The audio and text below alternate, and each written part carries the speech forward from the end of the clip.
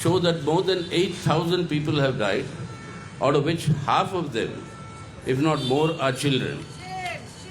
It's children who are being targeted and killed, and there's no rescue operations that can be done because all communications are cut. And the places that have been bombed under the rubble, how many bodies are there, that is only a guess. I mean, this is inhuman barbarism, that what we are seeing now, and this must stop and must end immediately.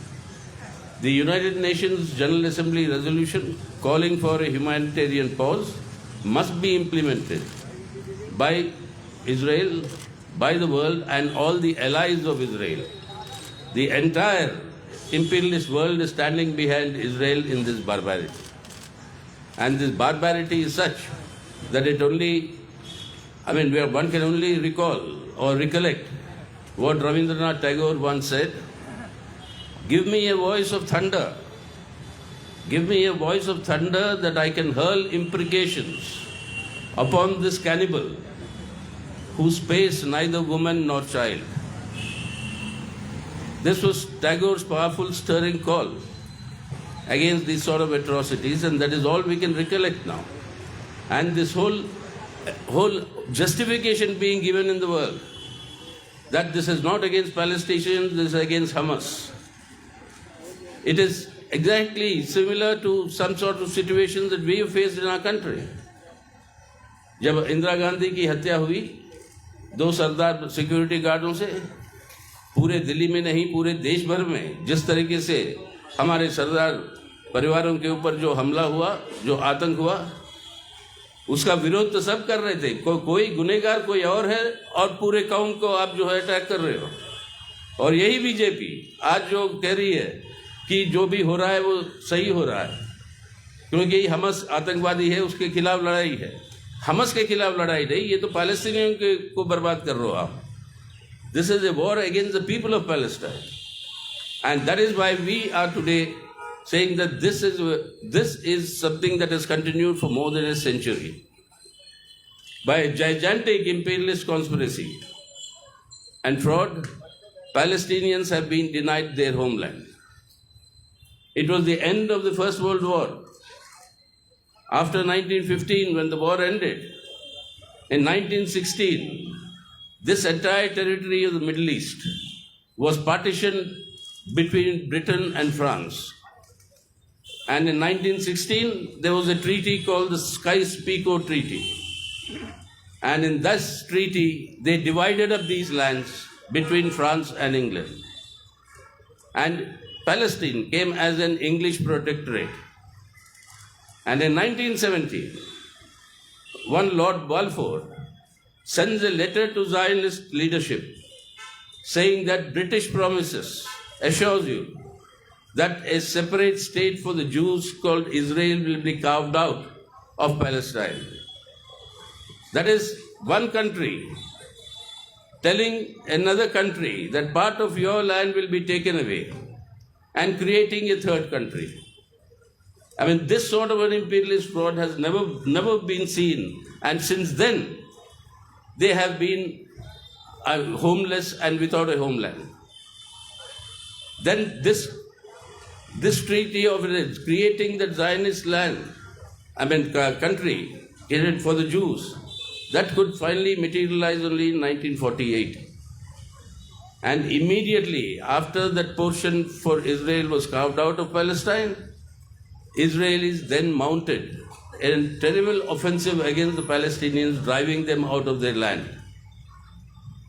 It's estimated between 6.5 to 7.5 lakhs of Palestinians were driven out of their homes, their lands. And finally, there was given as a mercy by the Jewish Israel and by world imperialism, the West Bank and the Gaza Strip for them to settle down. Even this was arrived at after the 1967 war, and the Palestinians were confined there. They were just not confined. They were not allowed to live peacefully. They were not allowed to live peacefully. Constant incursions into the West Banks and settlement of Jewish settlements there Today, with the whole attention being on Gaza Strip, what is being, not there in our memory now, is that every day now, yesterday more than 1,000 people were killed, Palestinians were killed in the West Bank. So these attacks are continuing all over against the Palestinians. And the settlements, illegal Jewish settlements on Palestinian land, they have been now armed with private armies. And the private armies are armed by the Israeli forces. So it is the private armies that are today being used to conduct these sort of assaults against the Palestinians. So therefore we are now saying that this inhumanity must end. If this has to end, this barbarity must stop. And killing more than 4,000 children, it is something unheard of, even in the worst of the wars. That this sort of a situation doesn't come where actually families and children are targeted. Hospitals are targeted. And yesterday there was a very moving interview with one young boy. He said, I was very proud of my father. He used to save lives. What was his father doing? He's an ambulance driver. And he says there is no communication. My father hears the bomb blast and goes there to see if anybody has to be saved. He said, I'm very proud of him. Then what happened? He says another bomb blast came, he went there and he's never returned. So that is the life of these people. That is the common thing of what is happening there in Palestine today. Therefore, we demand now, immediately, that the government of India, though it has officially stated that the government of India stands by the assurance of the Palestinians of a two-state solution, with the state of Palestine created back to the pre-1967 borders, with East Jerusalem as its capital. This is the UN Security Council's mandate, and this is what India has supported all along. Forced by the situation, the government of India has redeclared this. They have redeclared this. But the point is actually to implement it. Instead, what we find today is complete unabashed support to imperialism, US imperialism, and all these countries are backing and arming Israel. For every year, more than $4 billion was being given to Israel by USA. They have been propping up this as the imperialist outpost in the Middle East. And this has been used by US imperialism, by France, by Germany, by England. And now huge demonstrations are taking place, protest actions all over the world. Yesterday, for the third time, for the third weekend, more than 3 lakh people, nearly 4 lakh people were there on the streets of London, central London.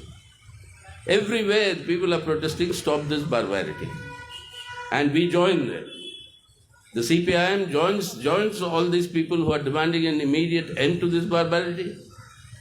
Go back to the UN, and UN must re-energize itself and implement its own mandate of a two-state solution with the creation of Palestinian state with pre-1967 borders, with East Jerusalem as its capital. This is what the CPIM is advocating.